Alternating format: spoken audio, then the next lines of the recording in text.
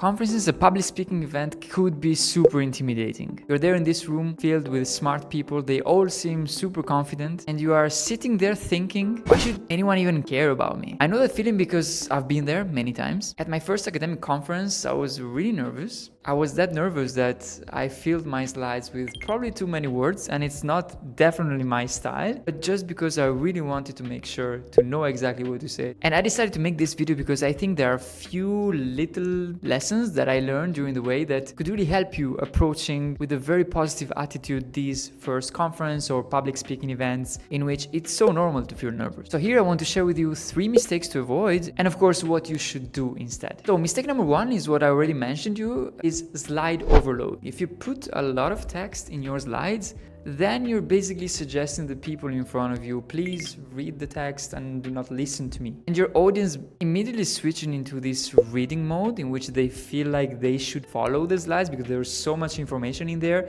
that they really don't have enough attention on you anymore. I really pay attention right now when I'm at conferences to check actually how much information people put into their slides, because it becomes really difficult for me to understand and to really follow a presentation which should be 10-15 minutes when each slide is filled with, I don't know, 15 bullet points and formulas that I don't even know the notation. So how do you fix this? So my suggestion would be to keep your slides as simple as possible. I would use one key idea per slide and visuals if you can, and really let your voice carry the explanation, not the slide. So don't just dump your entire paper in the presentation. And in a sense, everything should be easy to follow because you need to give enough information to the viewer to actually follow your explanation. And already this change alone will make you look more confident and will make you own your own research and your own presentation. Mistake number 2 would be being unapproachable.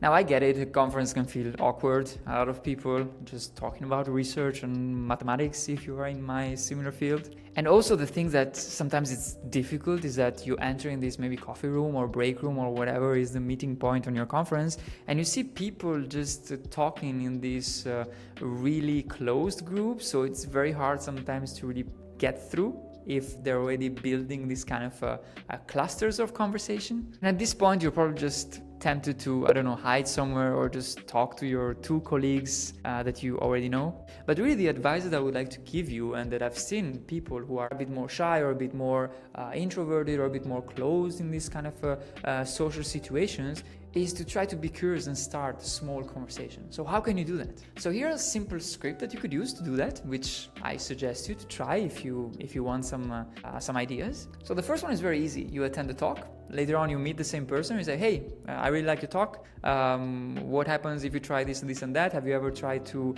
do this other thing? Or how is it going right now with your paper? And it's a very easy way to start the conversation because you start the conversation on something you already know about the person. So you know sort of their research topic. And so it's very easy to you to have this first, let's say, conversation. So at this point, you can just start to, I don't know, introduce a bit something that you might be interested in trying in your own research and link it to that person's. If it clicks, then it will be super easy to just keep talking, or simply what normally happens in this case is that this person knows other people at the conference and you will just be introduced to them, and it will be so easy to carry on with knowing new people. And once you know 1-2 people in a conference, it will be so easy to just meet new ones. These situations really help you not only on the networking side. Network is not like a beautiful word that I love in this situation, but really this could bring you to new opportunities and meeting a new person, a new friend, a new future co-author or future colleague. So this really opens up,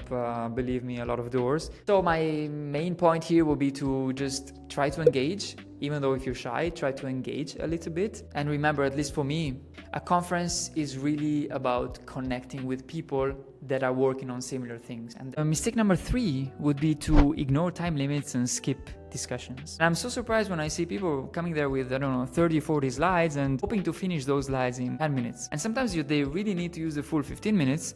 And what they do is that they completely lose those 5 minutes of discussion. Respecting the time limits really shows respect to your audience, paying attention on your time, so finishing on time and allowing these 10 minutes of discussion really allows you to check a bit what went well and what went not so well during your presentation. Which doesn't mean to see what you did well and what you did wrong, but it's basically to see also what was clear, what was not actually very clear. And so these additional minutes allow you to present in a better way what was not super clear during the presentation, and maybe extend on some points that are very important, but that maybe you didn't have time to put into the short presentation. I really feel like this question and answering time is extremely undervalued in conferences. I feel like I had the main ideas or discussion during these times, not only while receiving questions from people, but also try to ask questions. It's so nice to receive a question when you are presenting your own work,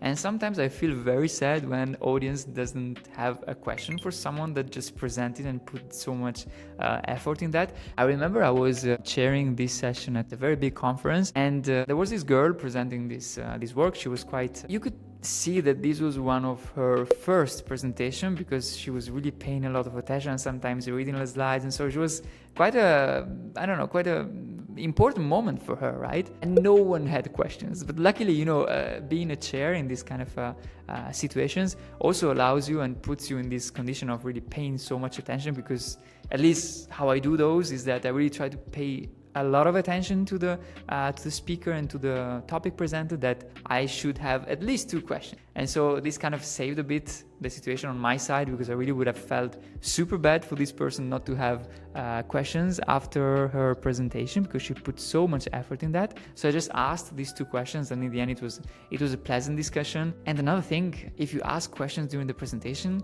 these people will really remember you. So probably the speaker will come to you afterwards and maybe extend the discussion that you briefly had. So let's wrap it up. Conferences do not have to be frightening. So if you keep your slides simple and polished, you try to be as approachable as possible, and you respect your time and try to engage, I'm sure you will stand out in the best way possible. So here's the transformation, right? Instead of being that student trying to hide and just do his own things and then go on, you really become that more confident version of yourself, that more engaging person, and you will remember these experiences as extremely positive in your path. So my challenge to you will be to keep, if you want, just one of these suggestions that I gave to you, and in the next conference you really try to apply fully one of those, and I'm sure you'll be surprised of how much difference it can make. So thanks for watching, and remember that people really want to hear from you more than you think they do. See you in the next one.